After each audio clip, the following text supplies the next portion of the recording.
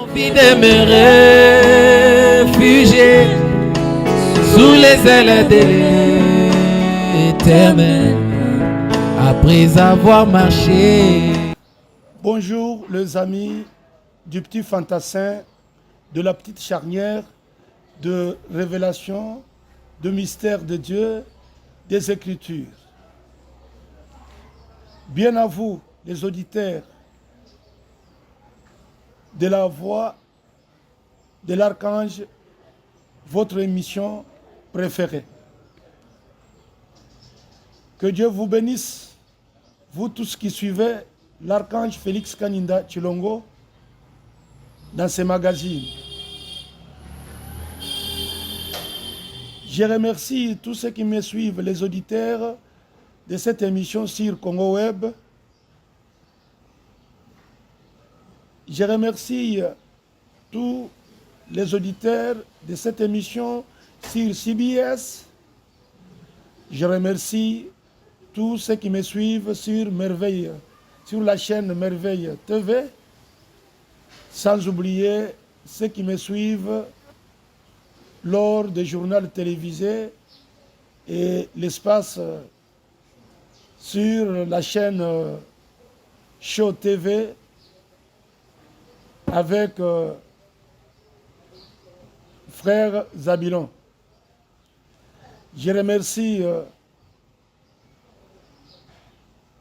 David Mbouyi, cet homme que Dieu a placé à mes côtés pour pouvoir me soutenir dans cette œuvre,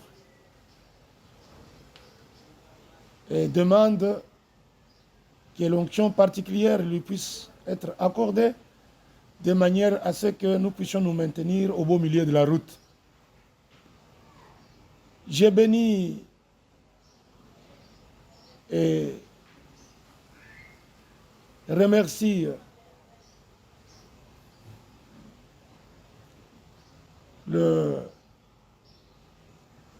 l'église Rahab Tabernacle pour un soutien particulier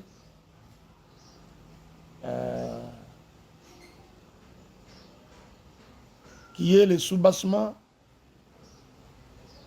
où a vu le jour ce ministère de saints anges, ministère des anges établis dans les royaumes sur terre en cette heure pour accompagner les serviteurs de Dieu, accompagner les servantes de Dieu, comme il a été dit dans Joël 2, je répandrai de mon esprit sur toute chair. C'est au temps de la fin. Et aujourd'hui, on est au temps de la fin. Au temps de la fin, c'est au-delà du soir. Le message que nous apportons, le message apporté dans les ministères des saints anges, par les saints anges, ce n'est pas le message du soir. Le message du soir, c'est le message du prophète et des Éphésiens. Mais le message du temps de la fin c'est-à-dire à la moisson, au temps de la récolte, au retour de Jésus-Christ sur la terre, là, c'est ça le message du temps de la fin. Et le message du temps de la fin est différent du message du soir. Le message du temps de la fin, c'est le message du Fils de l'homme à son retour, quand il retourne, comme il est dit dans Matthieu chapitre 25, le verset 31, qu'il retourne avec tous ses anges. Avec tous ses anges. Donc tous les anges qui sont restés fidèles à Dieu. Tous ces serviteurs qui ont gardé la parole de Dieu. Voici le moment pour nous de ne pas promener un regard inquiet, de nous tenir sur la parole, avec la parole, de prendre la décision de rester avec la parole, de garder la parole, la parole de la prophétie pour les Éphésiens et la parole de mystère pour les anges. La parole de la prophétie, selon Luc 17:30, selon Malachie 4, selon Zacharie 14, etc., etc. La parole de mystère à la voix du 7e ange. Et le grand mystère qui est celui de Christ.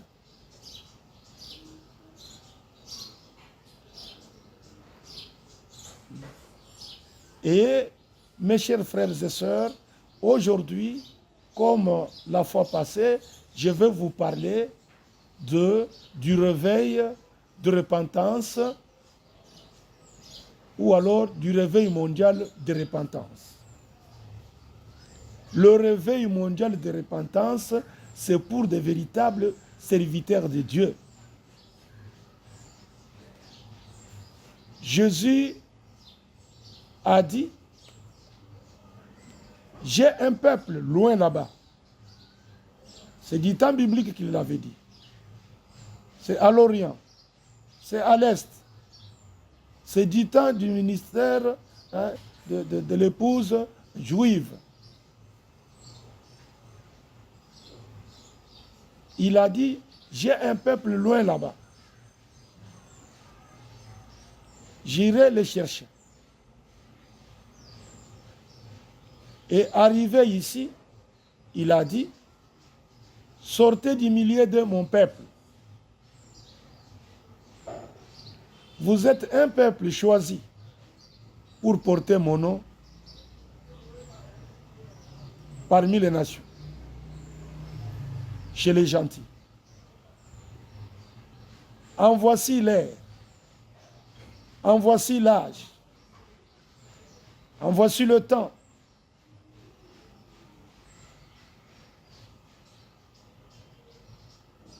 Quand Dieu veut faire quelque chose, il y a toujours une profondeur qui appelle et il y a toujours une profondeur qui répond.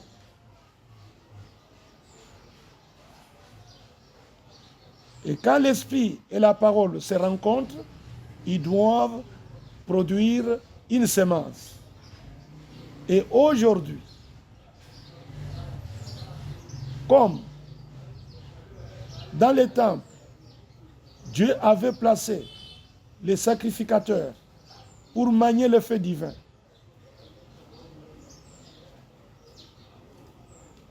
Dieu a parlé dans les temples par les prophètes. Dieu a parlé dans l'église par les prophètes. Dans les temples, c'était les prophètes avec la sacrificature et les lévites pour les juifs. Dans l'église, ce sont les Éphésiens. Jésus-Christ étant lui-même le prophète, le grand prophète, qui faisait figure de tous les prophètes, de l'Ancien et du Nouveau Testament. Et avec les Éphésiens et les chrétiens dans l'église. Comme dans la loi, dans les temples, il y avait la loi qui était le feu divin. Dans l'église, c'est l'évangile de la croix. Le message de la grâce, la crucifixion de Jésus-Christ, prêcher la repentance et le pardon de péché. Et aujourd'hui, à la fin de l'âge de l'Église, le chiffre 7, l'âge de l'Église est arrivé à sa fin. Le chiffre 7, l'achèvement. Mes chers amis, chers camarades, chers frères et sœurs, chers anges de Dieu, il nous faut un réveil. Un réveil mondial de repentance. Pourquoi de repentance? Tout simplement parce que les Éphésiens, comme la Bible le dit, que celui qui était monté, il avait ramené avec lui. Et il avait fait les uns comme. Il les avait établis dans l'Église pour le perfectionnement de saints.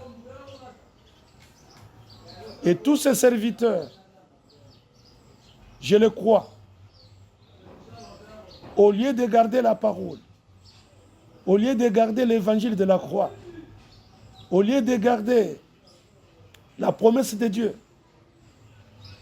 le Saint-Esprit, comme promesse, comme don, fait à l'Église, les serviteurs de Dieu ont poussé la Bible dehors. Nous, les hommes de Dieu, les Éphésiens, nous avons poussé la Bible dehors. Nous avons contourné le Saint-Esprit pour faire des compromis. Au lieu de manier le fait divin, au lieu de garder la parole de la prophétie qui nous a été donnée, la lumière pour maintenir l'Église potentiellement positionnée en Christ, nous nous sommes détournés de la parole pour faire des compromis avec Satan, avec le péché, avec les démons. Concrètement, au lieu de s'abstenir des pratiques païennes, charnelles, nous, par contre,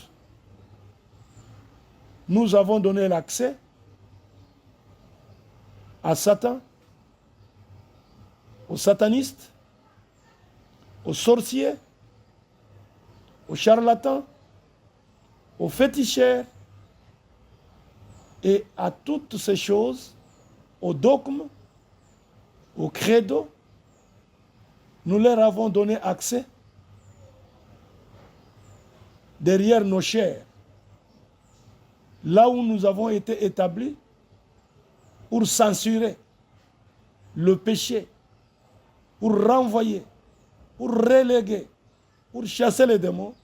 Nous-mêmes, nous y avons invité Satan, nous y avons invité des satanistes, nous y avons invité des sorciers, nous y avons amené nos cultures. Soi-disant, nous louons Dieu, soi-disant, nous l'adorons, soi-disant, nous communions. La communion devrait être autour de la parole,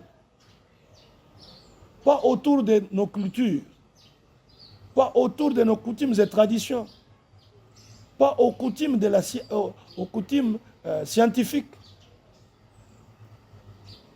politiques, comme nous l'avons fait aujourd'hui. Nous avons fait tomber, nous avons ôté, nous avons baissé, nous avons laissé tomber toutes les barrières qui séparaient l'Église d'avec le monde. Et le monde est entré dans l'Église, l'Église est entrée dans le monde. Maintenant, c'est une foule mélangée. On a mélangé l'eau et l'huile, bien que c'est compatible. Mais Dieu n'aime pas le mélange. On a mélangé le bien et le mal, le vrai et le faux.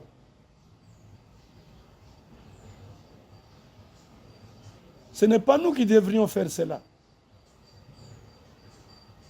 Vous êtes Éphésiens 4. Vous êtes serviteurs de Dieu. Vous êtes servantes de Dieu. Soyez potentiellement positionnés dans le corps, dans l'Église. Dieu, c'est un Dieu d'ordre.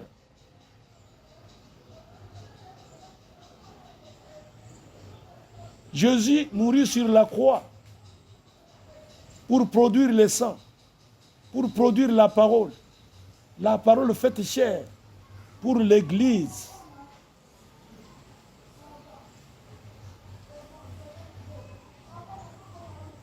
Si vous êtes un serviteur de Dieu, si vous êtes appelé, si vous êtes envoyé, si vous êtes placé, établi, il est dit dans la Bible que l'Église n'était pas établie sur les Écritures, bien que les Écritures, c'est Dieu sous forme scripturaire. Mais l'Église est bâtie et établie sur la révélation, sur la vision de Dieu, la vision de la rédemption, la justification, la sanctification, le baptême du Saint-Esprit, jusqu'à en arriver à l'adoption totale.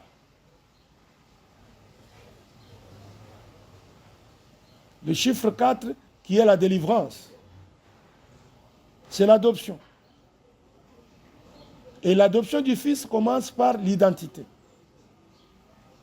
Et le peuple dont Jésus avait fait mention, qui devait porter le nom saint de Dieu, la puissance donnée à l'Église, le nom de Jésus devrait être une Église parole, parce qu'au commencement était la parole, Jésus est la parole de Dieu. Voyez-vous, mes chers amis? Voyez-vous pourquoi nous devons retourner à la parole? Nous qui sommes appelés, si, et seulement si, vous croyez que je suis un serviteur de Dieu en cette heure, nous sommes appelés à nous humilier. L'humilité précède la gloire, l'orgueil précède la chute. Nous allons craquer, on est déjà craqué. Parce qu'on voit que derrière la chair, c'est l'eau et le sang.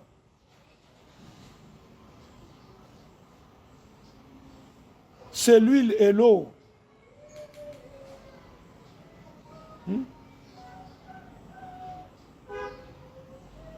Paul qui avait fait le pont de l'évangile de la croix. Paul qui a parlé de la crucifixion de Jésus-Christ. Paul qui a parlé de la repentance et du pardon. Paul qui a dit, j'ai posé le fondement, à savoir Jésus-Christ. Paul qui a fiancé l'épouse à l'époux. Il a dit ceci.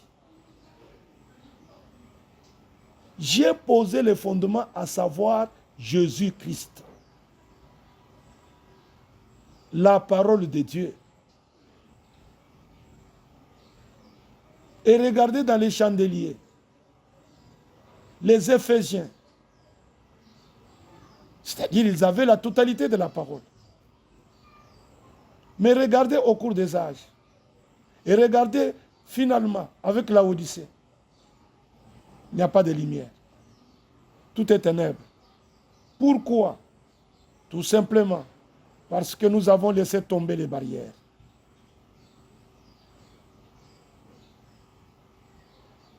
La coquille est vide. Il n'y a pas la vraie manifestation du Saint-Esprit dans les assemblées. Dans les assemblées de Dieu. Dans les assemblées de saints. On y trouve des dinosaures. On y trouve la leadership. Les trois choses qui ne devraient pas demeurer dans l'Église primitive. Le nicolaïsme, le balamisme, le jézabélisme. Ces trois choses qui devraient être extirpées par la lumière. Jésus a dit, je suis la lumière de l'Église. Toutes ces trois choses sont retournées. le nicolaïsme, les hommes instruits, les femmes instruites,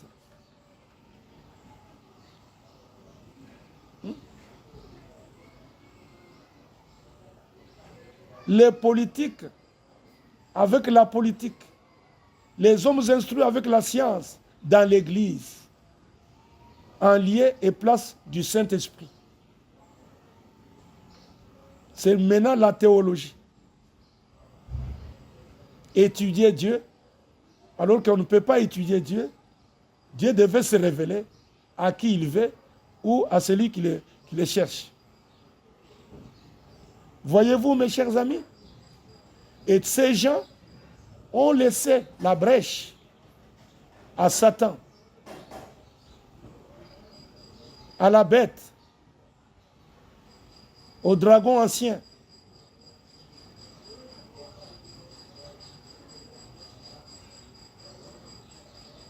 au serpent, de profiler et de prendre la place de Jésus et le nom. Satan a pris place dans nos assemblées qui devraient être des assemblées de saints. Où Paul a dit que les femmes se taisent dans l'assemblée des saints. Aujourd'hui, c'est la femme qui impressionne dans les assemblées, soi-disant, de l'assemblée des saints. C'est la femme qui prend l'autorité sur l'homme. Elle fait prévaloir ses droits qui lui ont été retirés à cause de la chute.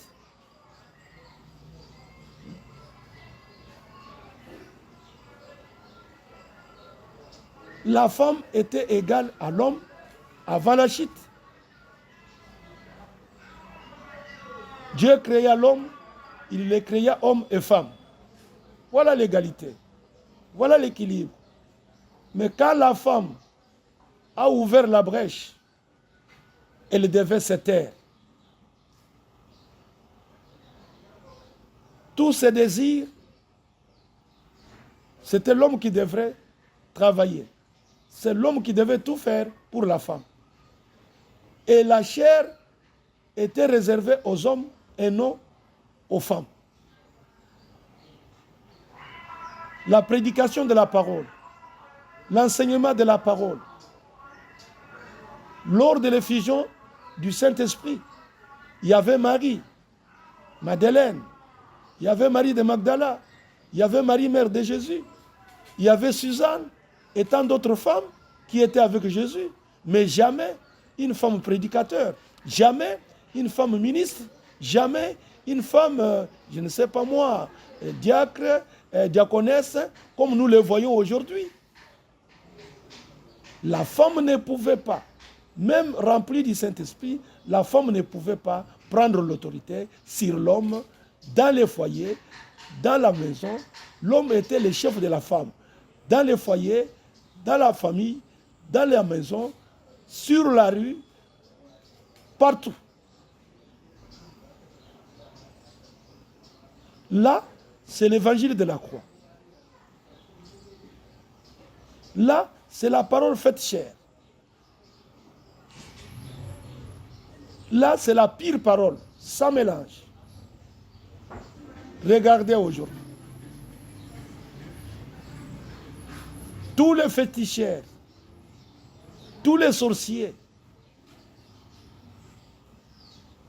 qui osent entrer dans les bâtiments,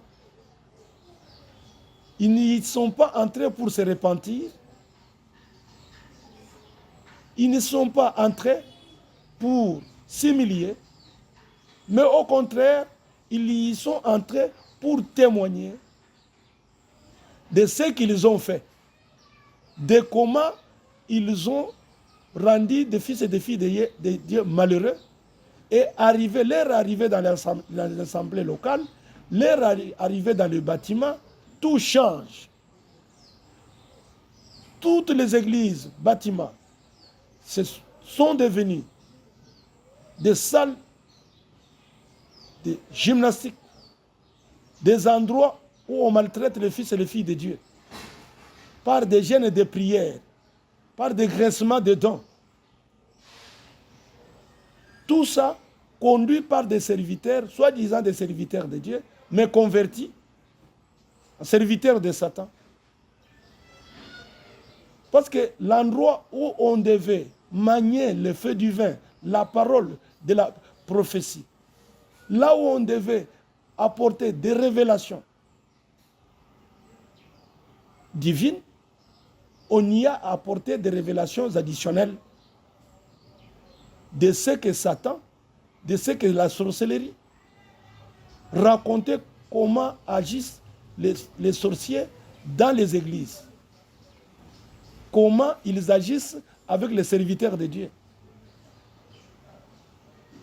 des prostituées qui vont dans les églises, pas pour se repentir, pas pour croire Christ, mais pour détourner les hommes de Dieu y établis. Tout simplement parce que ce sont eux qui ne se sont pas tenus avec la parole de Dieu. C'est pourquoi il est temps, le temps est lancé à partir d'ici.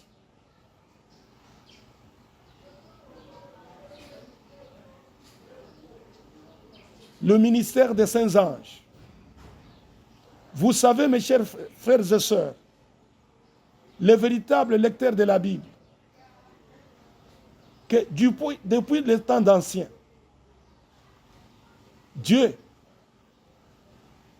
a envoyé ses messagers, qui sont des anges, qui sont des trônes de Dieu. Dieu les avait envoyés. Comme ils firent avec Daniel, les saints de l'Ancien Testament. Les anges les ont accompagnés. Pas dans les temples, mais individuellement.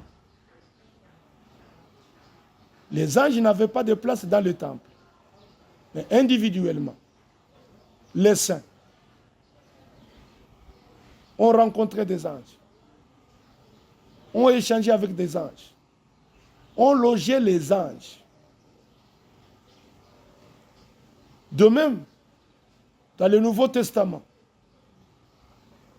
les anges étaient toujours des compagnons de service, des serviteurs de Dieu.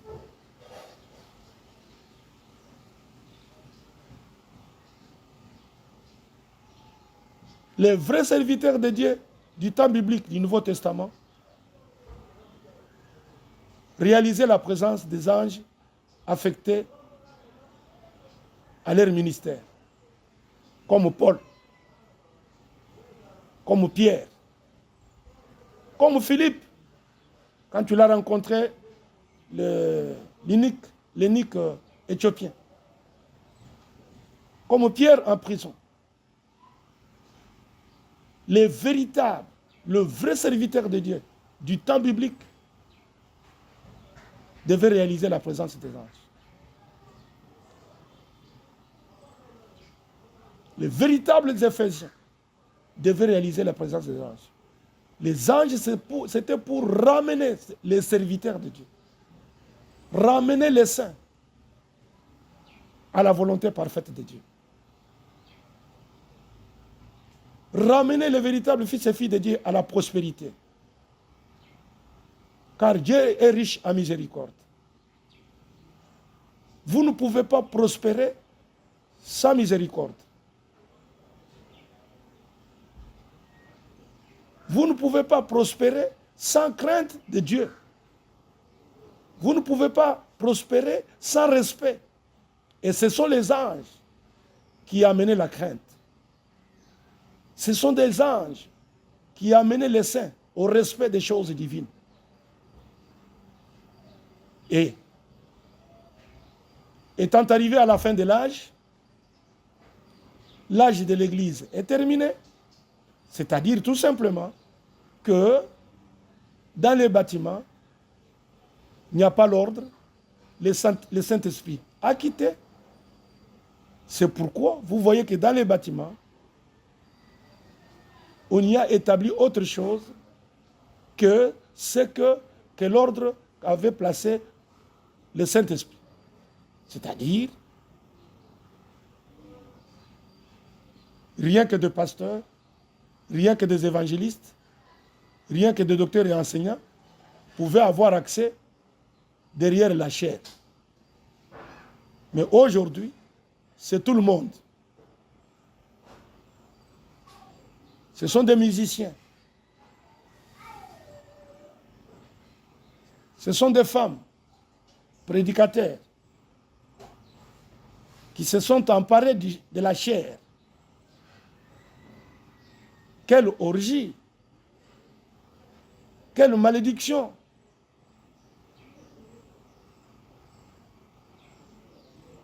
Retournons à la parole. Gardons la parole de Dieu, Dieu va nous garder. Lisez Apocalypse chapitre 3. Vous verrez ces choses, mes chers amis. Le réveil mondial de repentance. Dieu est parfait dans les chiffres 3.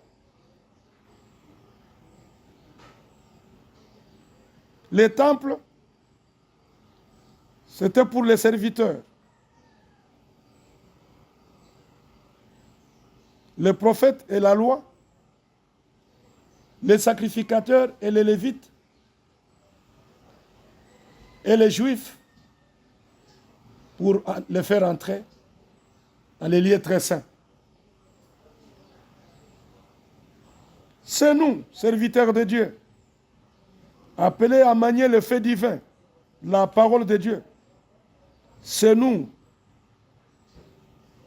qui poussons la Bible dehors. C'est nous qui ôtons, qui brisons, qui laissons tomber les barrières qui séparaient l'Église et le monde. C'est nous les Éphésiens. C'est pourquoi nous sommes appelés à nous repentir. Nous sommes appelés. Le temps est donné à partir d'ici. Dieu est le maître de temps, des lieux et des circonstances. Il a circonstancié aujourd'hui que nous aspirions à un réveil. Parce que Dieu avait besoin d'un peuple. Et c'est par ce message, le message du temps de la fin. Christ, c'est nous.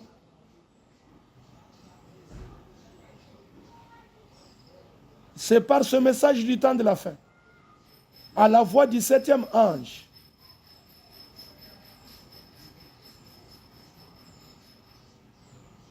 pour le rassemblement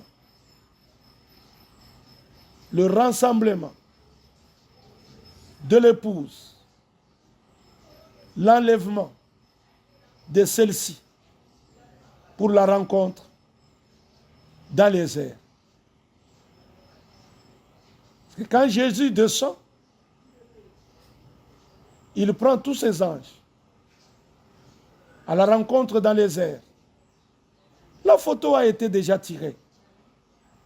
Mes chers amis, l'Église est bâtie sur la révélation. La révélation, c'est la foi.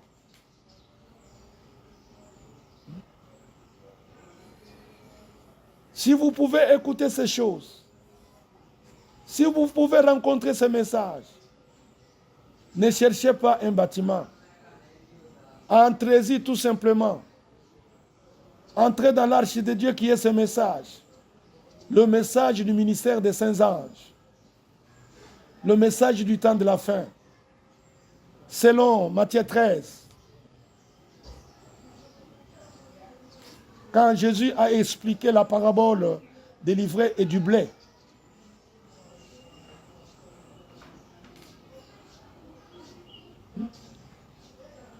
Dans Matthieu 24, quand Jésus a parlé d'un serviteur fidèle et prudent, établi sur ses gens. Là, ce n'est pas un prophète. Là, il s'agit d'un ange. Ce sont les anges que Dieu a placés là. L'ange de l'Éternel campe autour de ceux qui les craignent et les arrache du danger. Les serviteurs de Dieu en cette ère sont en danger. Comme l'a été Pierre, comme l'a été Paul, comme l'ont été tous ces gens du temps d'Ancien, du temps biblique. Et aujourd'hui, il y a un chevauchement. L'âge de l'Église est terminé, mais l'âge apostolique continue jusqu'au dernier appelé.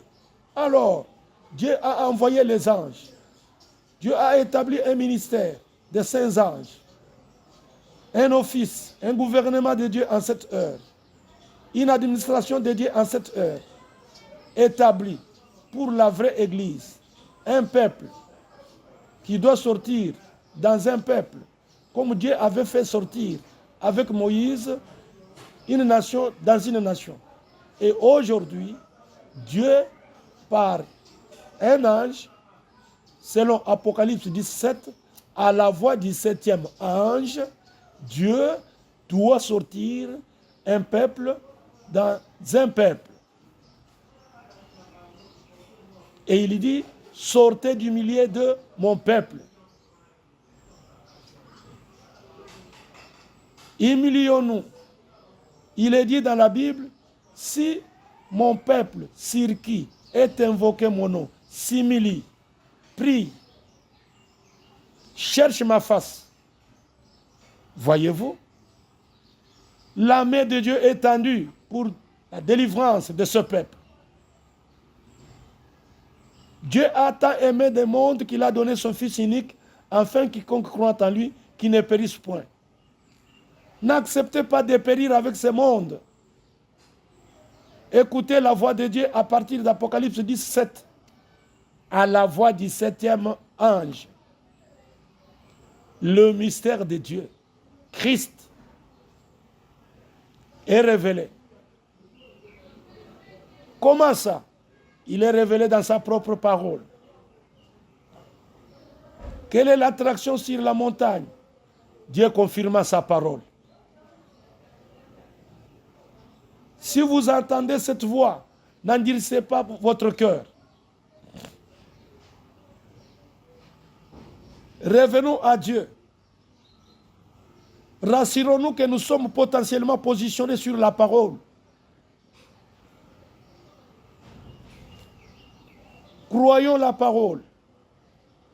Si vous voulez prospérer en cette heure,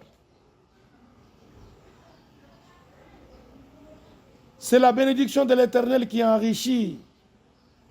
Il ne l'a fait suivre d'aucun chagrin. Venez, croyez ce message, mes chers amis.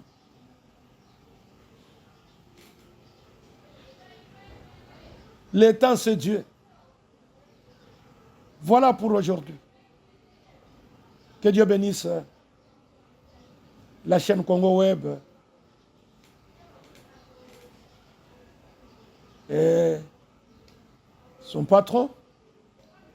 Que Dieu bénisse Merveille TV et son patron. Que Dieu bénisse Show TV et le pasteur Walesa. Que Dieu bénisse CBS Télévision et tous ceux qui y prestent, sans oublier Gloire Muzingu. Que Dieu bénisse ma petite chère épouse. Opjiré Kaninda Bissomboka. Que Dieu bénisse Rab Tabernacle. Que Dieu bénisse tous les auditeurs de l'émission La Voix de l'Archange.